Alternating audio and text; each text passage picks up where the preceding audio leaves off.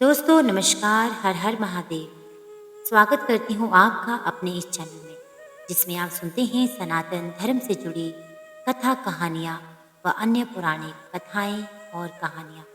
आप सुन रहे हैं शिव पुराण कोटि रुद्र संहिता का ये अध्याय।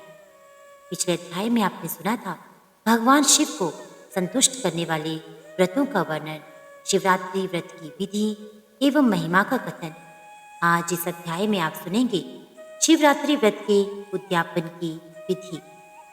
ऋषि बोले, सूत जी, अब हमें शिवरात्रि व्रत के उद्यापन की विधि बताइए, जिसका अनुष्ठान करने से साक्षात भगवान शंकर निश्चय ही प्रसन्न होते हैं। सूत जी ने कहा, ऋषियों, तुम लोग भक्तिभाव से आदरपूर्वक शिवरात्रि के उद्यापन की विधि सुनो, जिसका अनुष्ठान करने से वह व्रत अवश्य ही पूर्ण फल देने वाला होता है।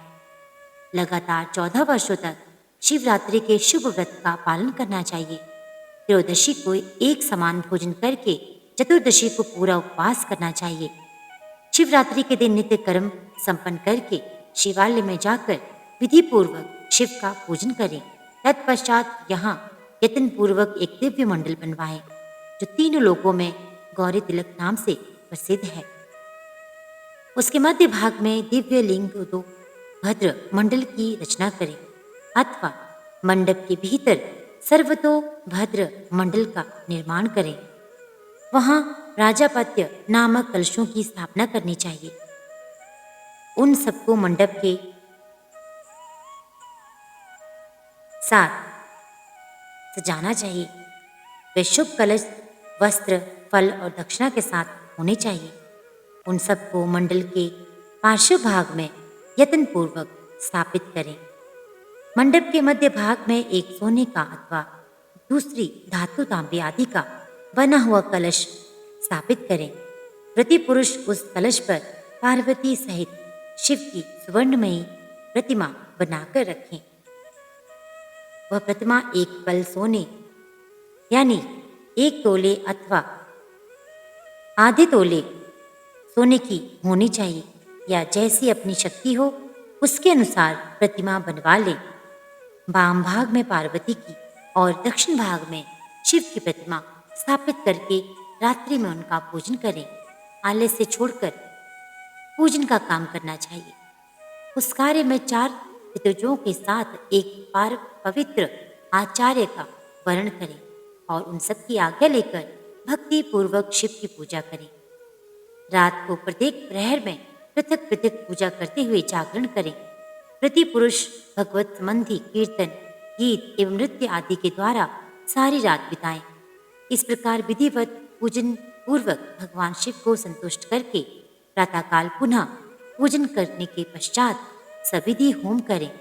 फिर यथाशक्ति राजापत्य विधान करें। फिर ब्राह्मणों को भक्ति पूर्वक भोजन कराएं और यथाशक्ति दान दें।